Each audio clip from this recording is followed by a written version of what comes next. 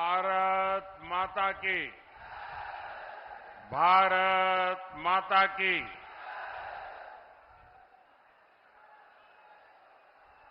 ये जो बड़े बड़े पोस्टर वाले हैं, अपना पोस्टर नीचे करिए ताकि पीछे वाले देख पाएं।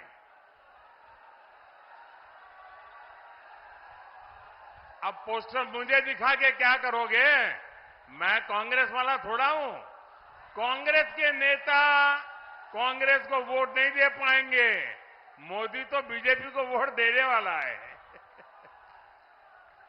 आपको पता है ना, ये चुनाव ऐसा है जिस चुनाव में कांग्रेस का जो शाही परिवार दिल्ली में रहता है, ये शाही परिवार कांग्रेस को वोट नहीं देगा, क्योंकि वो सीट पे कांग्रेस का उम्मीदवार ही नहीं है।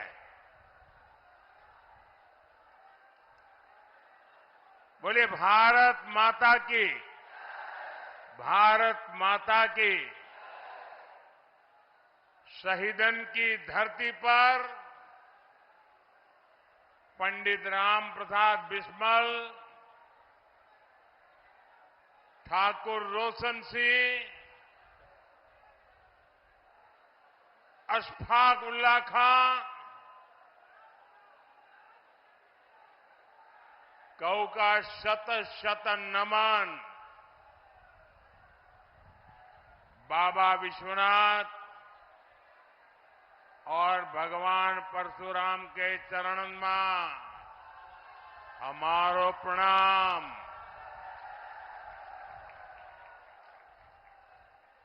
मैं क्रांतिकारियों की जननी शाहजहांपुर की धरती को श्रद्धापूर्वक नमन करता हूं। 24 का ये चुनाव ऐतिहासिक चुनाव है।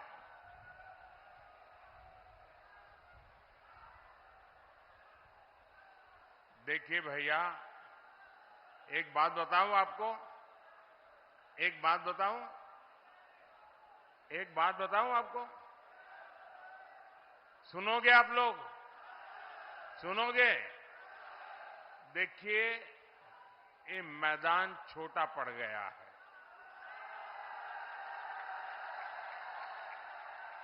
अब हिलने की भी जगह नहीं है। अब आप थोड़ा सा भी आगे आने की कोशिश करते हैं तो सारा यहां तूफान मच जाता है। मेरी आप सब साथियों को करबद्ध प्रार्थना है, कृपा करके जहां है वहां खड़े रहें।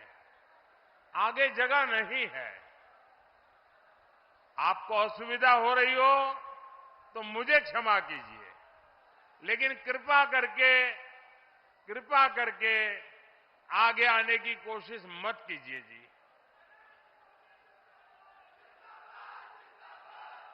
भारत माता की। भारत माता की। साथियों, ये चुनाव सामान्य नहीं है। ये चुनाव कौन एमपी बने, कौन एमपी न बने, किसकी सरकार बने, किसकी सरकार न बने, कौन जीते, कौन हारे, इतने मात्र के लिए ये चुनाव नहीं है। ये चुनाव आपका एक एक वोट सशक्त भारत को, उस संकल्प को मजबूती देने की गारंटी है। और ये मोदी की गारंटी से भी ज्यादा आपके वोट की गारंटी है।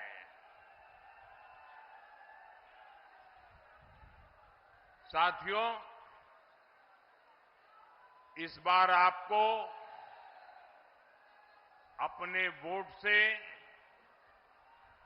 देश विरोधी मानसिकता वाले लोगों को एक बहुत कड़ा संदेश देना है।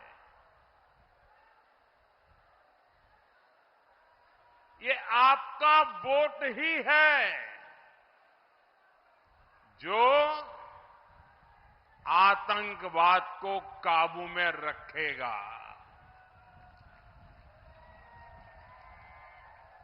या तो नीचे कर दीजिए, एकदम नीचे कर दीजिए।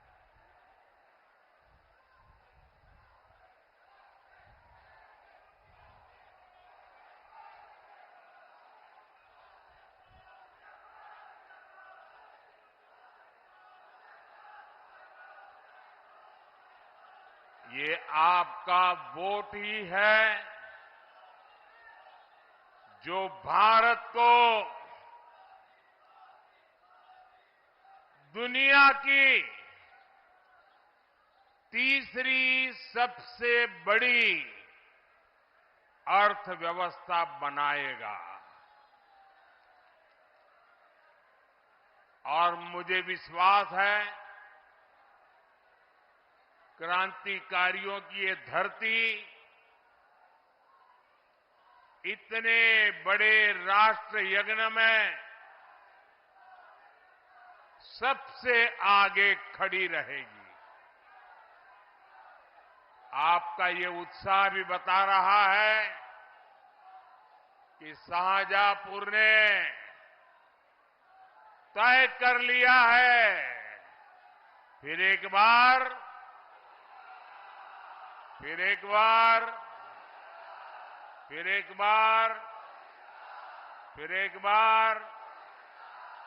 साथियों, शाहजहांपुर और ये पूरा क्षेत्र आज बीजेपी के विकास का गवाह बन रहा है।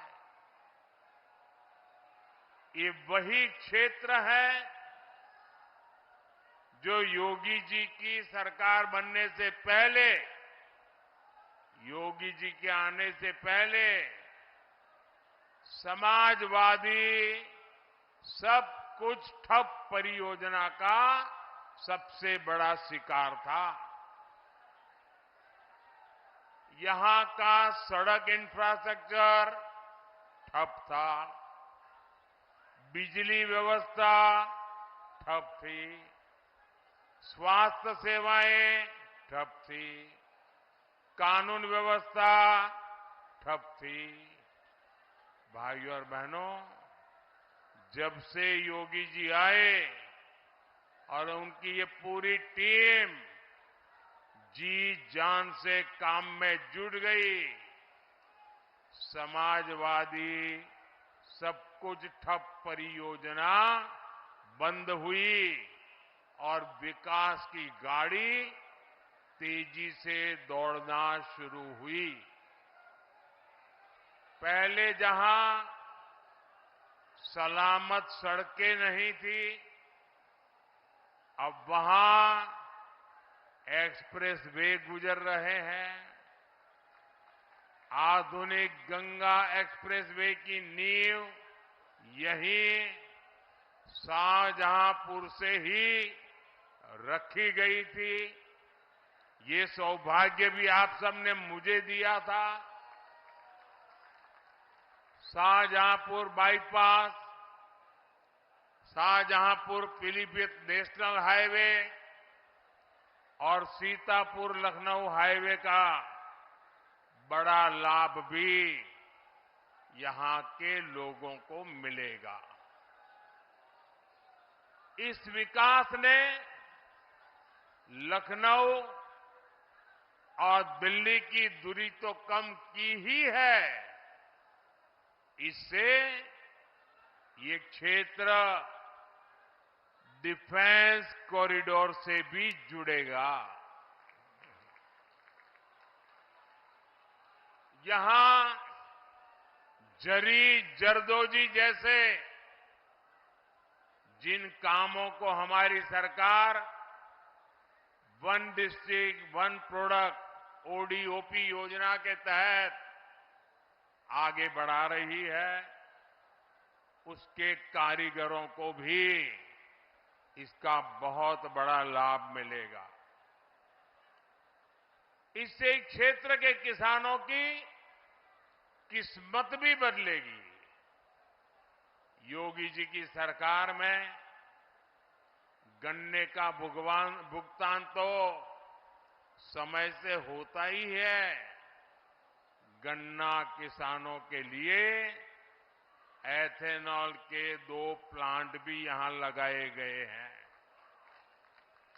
आप मुझे बताइए, 2 लड़कों की जोड़ी, 2 लड़कों की जोड़ी जो खुद कई बार फ्लॉप हो चुकी है, आप उनसे विकास की कोई उम्मीद कर सकते हैं क्या? कर सकते हैं क्या? कर सकते हैं क्या? साथियों, हमारी सरकार के लिए युवा, गरीब और महिला और हमारा अन्नदाता, ये हमारी पहली प्राथमिकता है। हमने 4 करोड़ गरीबों को पीएम आवास दिए हैं, तो इनमें अधिकांश महिलाओं के नाम पर बनवाए गए हैं।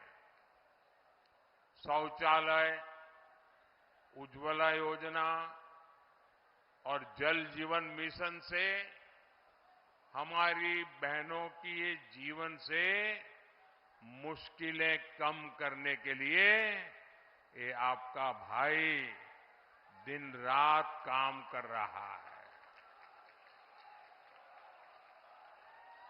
शाहजहांपुर ने तो जल जीवन मिशन के तहत हर घर जल पहुंचाने के काम में पूरी यूपी में आपने तो टॉप कर दिया है। अब अगले 5 वर्षों में हम 3 करोड़ महिलाओं को 3 करोड़ महिलाओं को लखपति दीदी बनाएंगे।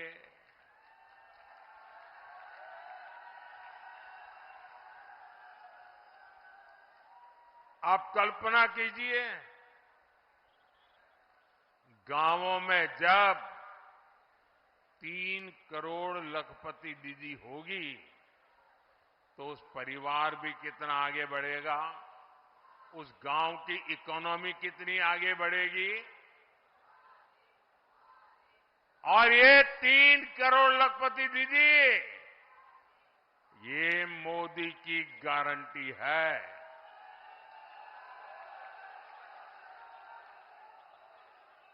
साथियों, मोदी अपने काम का, देश के विकास का लेखा जोखा देकर आपसे आशीर्वाद मांगता है, आपसे वोट मांगता है। लेकिन क्या आपने कभी सपा और कांग्रेस को अपने कार्यकाल पर हिसाब देते हुए देखा है क्या? मोदी ने तो मेडिकल कॉलेज भी बनाए हैं। एक तरफ मेडिकल कॉलेज भी मोदी बनाता है, तो अयोध्या में रामलला का भव्य मंदिर भी बना है।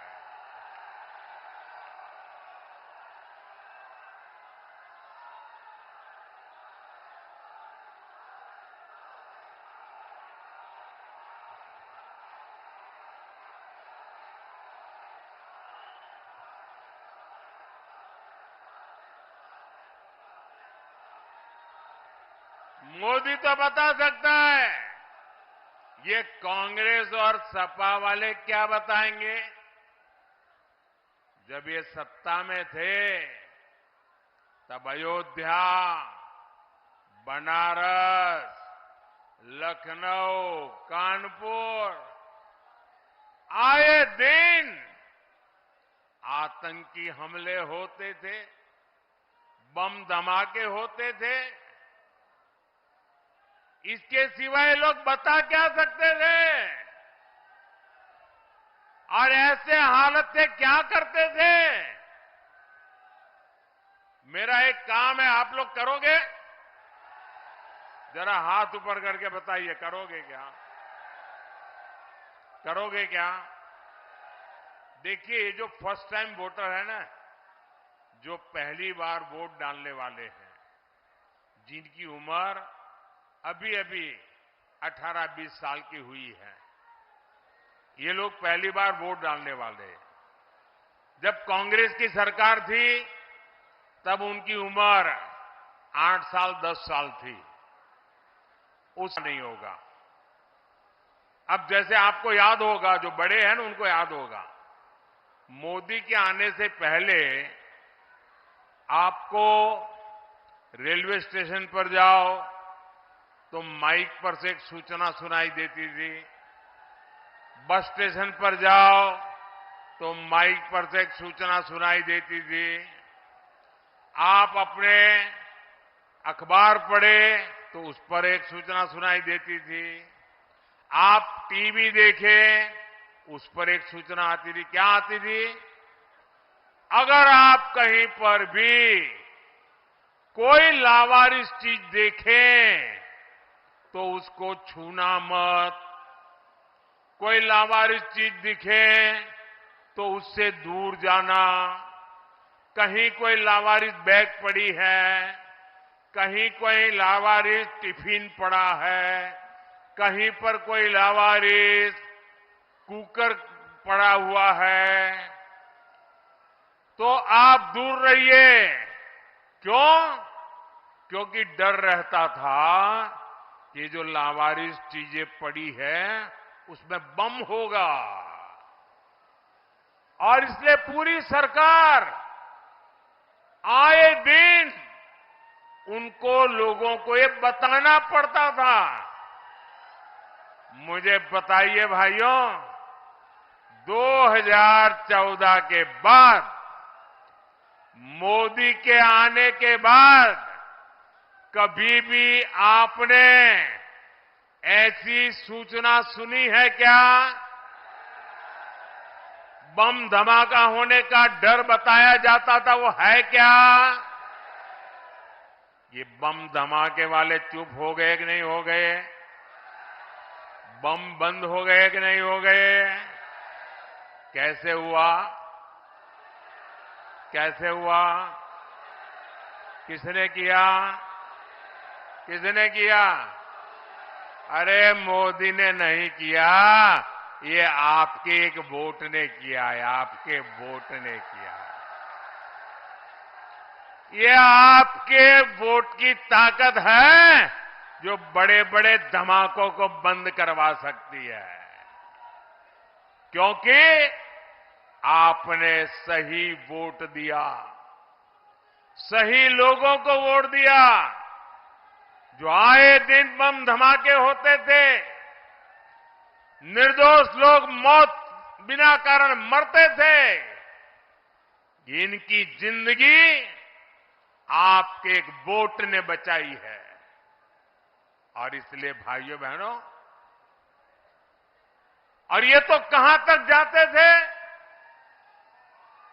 आतंकियों के मरने पर कांग्रेस की सबसे बड़ी नेता आंसू बहा रही थी। बताइए,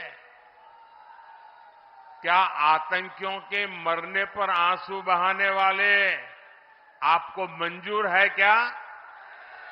इस देश में ऐसे लोगों को सरकार दी जा सकती है क्या? और ये सपा वाले तो ऐसे हैं, जब उनकी सरकार थी तो जो आतंकी जेल में थे उनको जेल से रिहा करवाने के लिए भांति भांति के कानूनी रास्ते खोज रहे थे। आतंकियों को जेल से छुड़वाने के। भाइयों बहनों, क्या ऐसे लोगों के हाथ में आपका जीवन सुरक्षित है? आपका भविष्य सुरक्षित है? आपकी रोजी रोटी सुरक्षित है? और अभी भी ये सुधरने को तैयार नहीं है। आपने देखा होगा राम मंदिर का उनको निमंत्रण दिया गया। अब देखिए, मैं तो हैरान हूं, ये जो राम मंदिर के ट्रस्टी है ना, उनकी जितनी तारीफ करे उतनी कम है।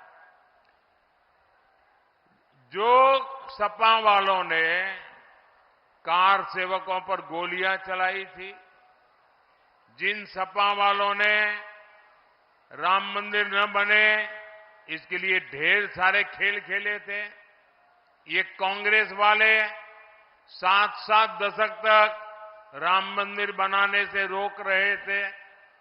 अदालत में भांति भांति से रोकने की कोशिश करते थे। सब रोकने के लिए पाप करते थे, सपा हो या कांग्रेस।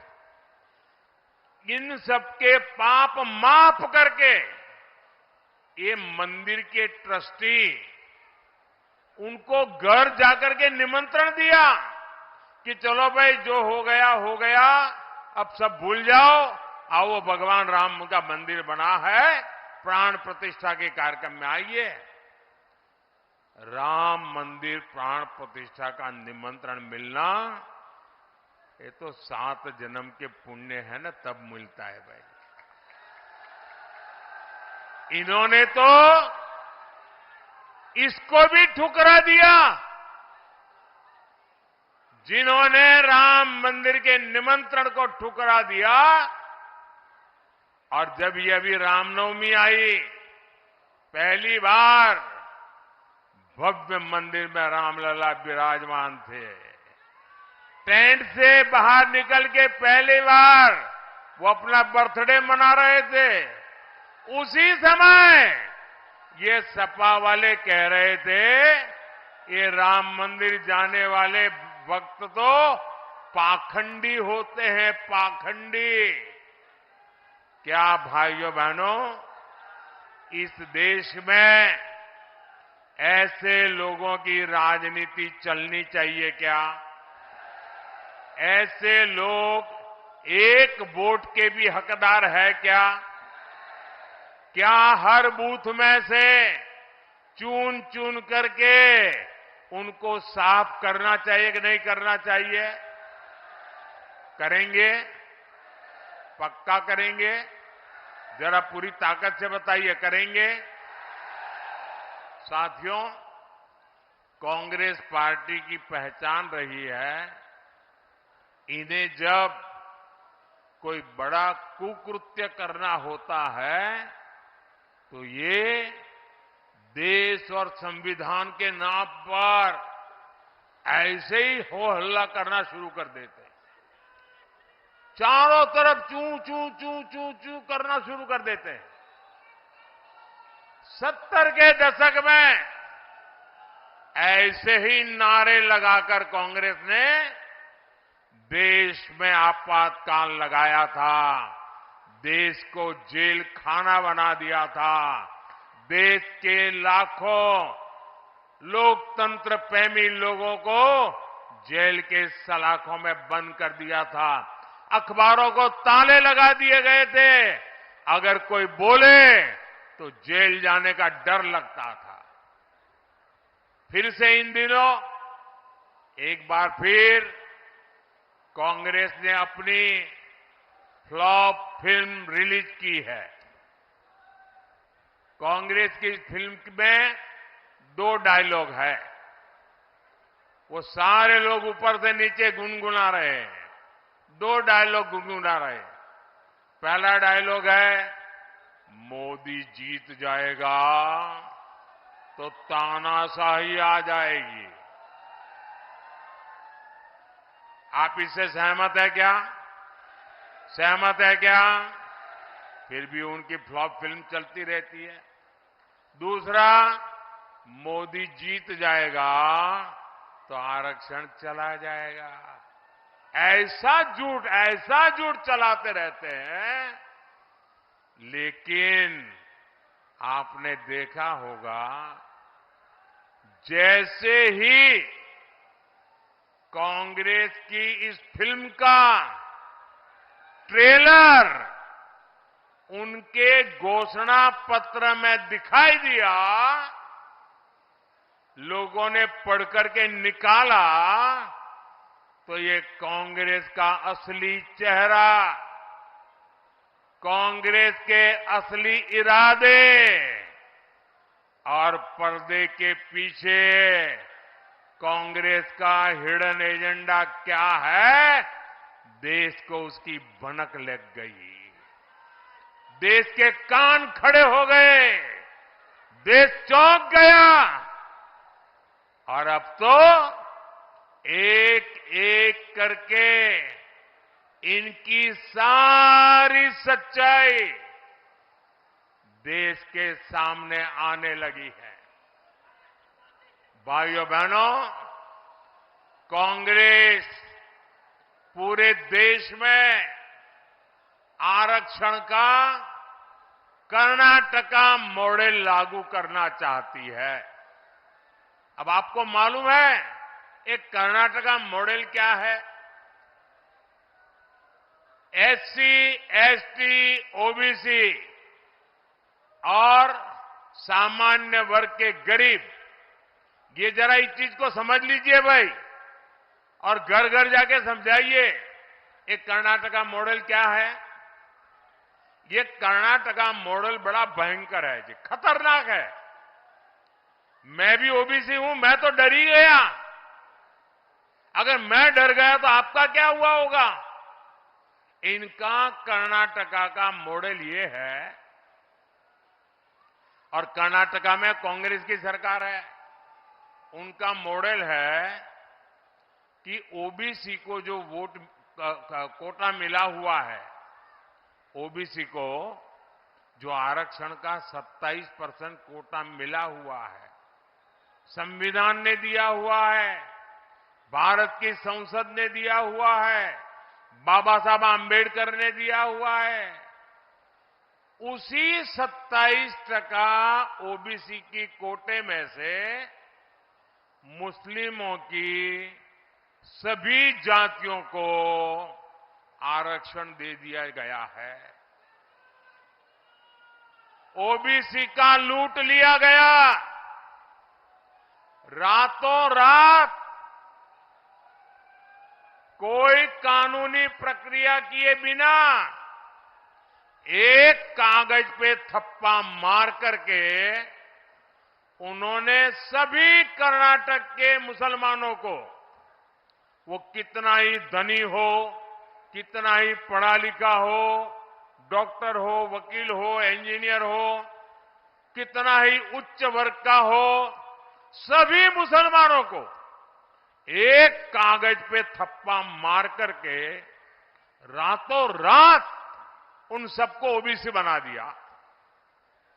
अब जब वो ओबीसी बन गए तो वो 27% की जो अनामत ओबीसी की थी उसके हकदार बन गए, और जो ओबीसी समाज के छोटे छोटे लोगों को आरक्षण मिलता था वो सारा का सारा उन्होंने लूट लिया। मुझे बताइए, ऐसा मॉडल आपको मंजूर है? कर्नाटका का ओबीसी को बर्बाद करने वाला मॉडल क्या ये देश स्वीकार कर सकता है? ओबीसी के हक को जाने देंगे? ओबीसी के हक की रक्षा करेंगे कि नहीं करेंगे? उनके आरक्षण की रक्षा करेंगे कि नहीं करेंगे? इतना ही नहीं, जब ये केंद्र सरकार में थे, कांग्रेस वाले मेरे आने से पहले जब केंद्र सरकार में थे तब 2011 में भी इन्होंने पिछड़ों के आरक्षण का हिस्सा कम करके उसे धर्म के आधार पर बांटने के लिए आदेश जारी किया था। कांग्रेस सरकार के उस आदेश पर न्यायालय ने, कोर्ट ने स्टे लगा दिया था। अब फिर से कांग्रेस ने नए तरीके से आरक्षण को लूटने का एक फॉर्मूला निकाला है, प्रोजेक्ट शुरू किया है। कांग्रेस की मंशा संविधान को बदलकर दलितों, पिछड़ों के आरक्षण को छीनकर उनके जो खास लोग हैं, जो उनकी वोट बैंक है, वो वोट बैंक को देने के लिए वो खेल खेल रहे हैं। आप मुझे बताइए, ओबीसी आरक्षण में इस डाके पर समाजवादी पार्टी पूरी तरह मौन लगाकर क्यों बैठ गई है? क्या कांग्रेस के साथ रहकर के समाजवादी पार्टी भी पिछड़ों के आरक्षण की विरोधी बन गई है? सत्ता पाने की लालच में ओबीसी के पीठ में छुरा भोंकने का खेल चल रहा है?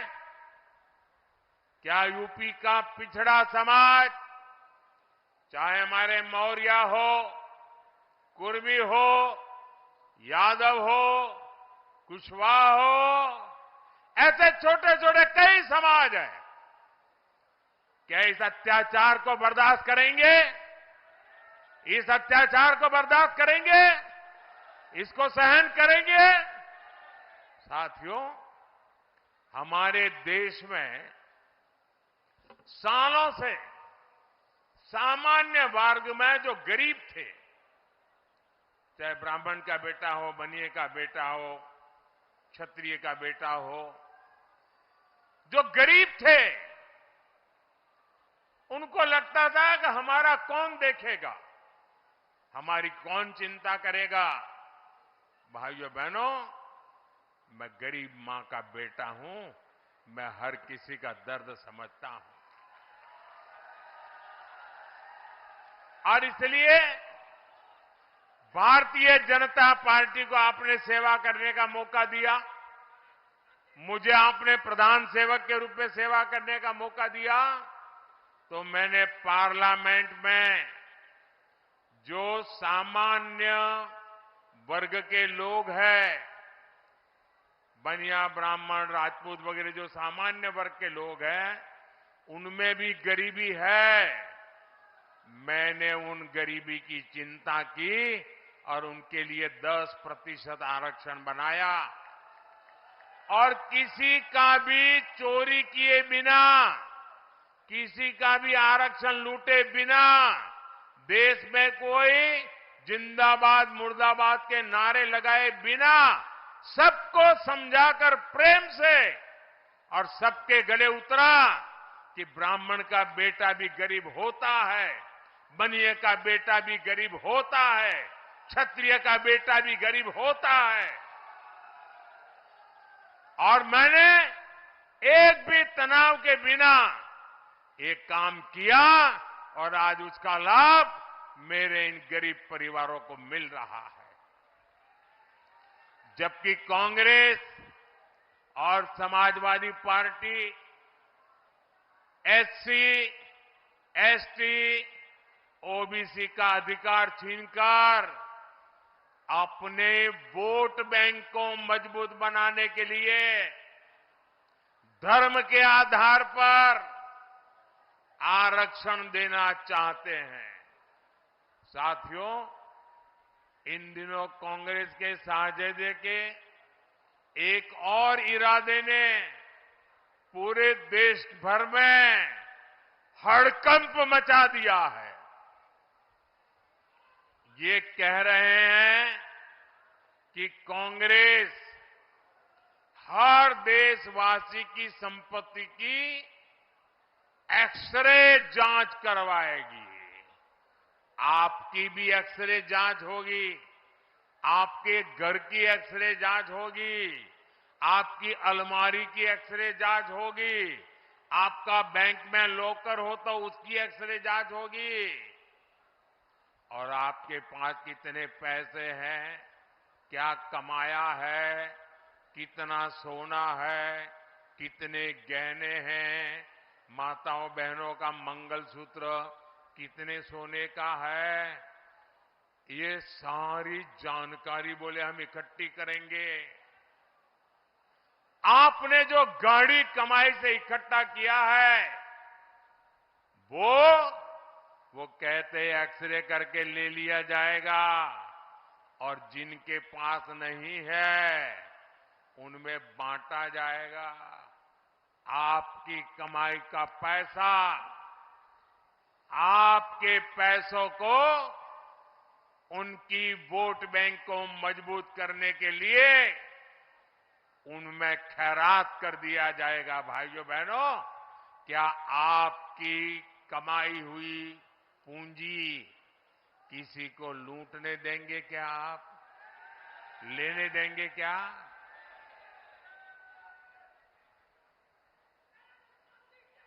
भाइयों बहनों, ये कहते हैं, खुलेआम कहते हैं, इस देश पर संसाधनों पर किसका पहला अधिकार है, उसको दे देंगे। शाहजहांपुर का एक क्षेत्र तो खेती किसानी का क्षेत्र है, यानी अब कांग्रेस की नजर किसानों के खेतों पर भी पड़ी है। कांग्रेस ने कहा है कि वो आपके खेत खलिहान का भी एक्सरे करवाएंगे, जांच करवाएंगे। इसके बाद कांग्रेस का इरादा आपकी जमीन छीनकर अपने पसंदीदा वोट बैंक को देने का है। मैं जरा आप सब साथियों से पूछना चाहता हूं, क्या आपको ये मंजूर है? इतनी ताकत से मुझे जवाब दीजिए, ये दिल्ली वालों के कान फट जाए। क्या आपको मंजूर है? आपको मंजूर है? क्या देश मंजूर कर सकता है? इतना ही नहीं, कांग्रेस एक और साजिश देश के किसानों के खिलाफ कर रही है। आज देश के ज्यादातर किसानों के पास उनके पुरखों की जमीन है। 3-3, 4-4 पीढ़ी से खेत में काम करते हैं। वही जमीन है ना कोई आपके पास? कोई खरीदने गए हैं क्या? आपके पुरखों की है ना। आपके दादा परदादा ने बहुत मेहनत से ये जमीन जुटाई और आपको जाने के बाद दे दी। उनके दिए हुए खेत खलिहान, उसी से आपके परिवार का पालन पोषण हुआ। उसी खेती से आपके घर में धन संपत्ति आई। बच्चों की पढ़ाई लिखाई, शादी ब्याह उसी खेती की कमाई से हुई। लेकिन कांग्रेस चाहती है कि अब आप ये खेत अपने बच्चों को देंगे तो उस पर 50% से ज्यादा हक कांग्रेस सपा की जो सरकार वो बनाना चाहता है उसके कब्जे में जाएगा। कांग्रेस आपकी जमीन, आपका घर और जो कुछ भी पुरखों का दिया आपके पास है वो सब छीन कर ले जाएगी ताकि उसके वोट बैंक को खुश करने के लिए बांटा जा सके। और कांग्रेस की साजिश में समाजवादी पार्टी बराबर की भागीदार है। दो शाहजादों के फिर से साथ आने का सबसे बड़ा आधार तुष्टीकरण की राजनीति है। और इसलिए आज पूरा देश कह रहा है, कांग्रेस की लूट जिंदगी के साथ भी, जिंदगी के बाद भी। साथियों, आपकी कमाई पर पंजा डालने की प्लानिंग करने वाले ये वो लोग हैं जिन्होंने देश में लाखों करोड़ रुपए से ज्यादा के घोटाले किए हैं। ये लोग आपकी संपत्ति का,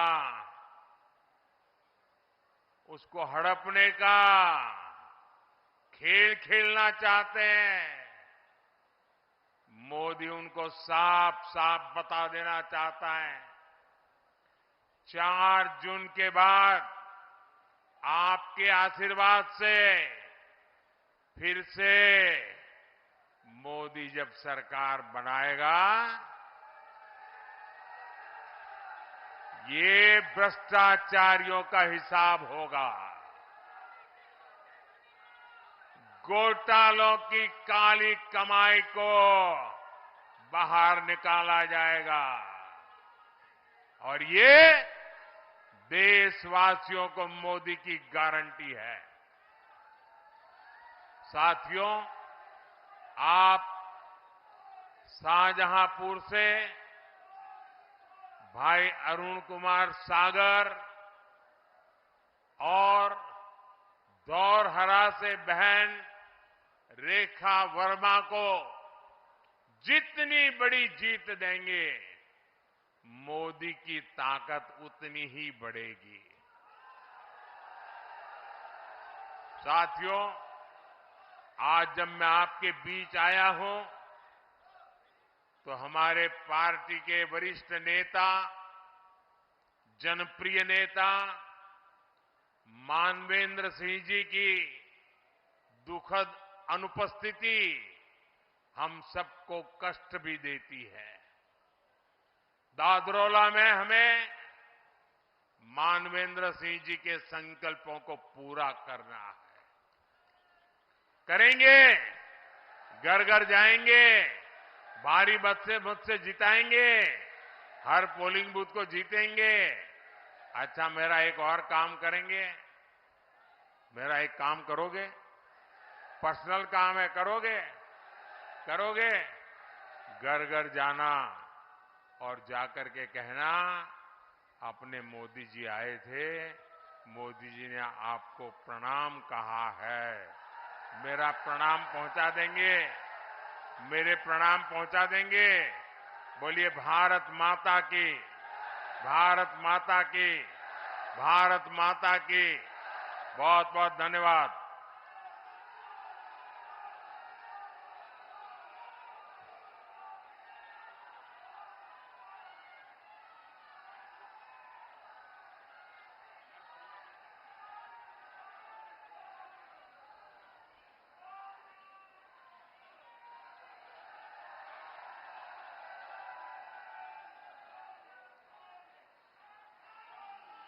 उन्नत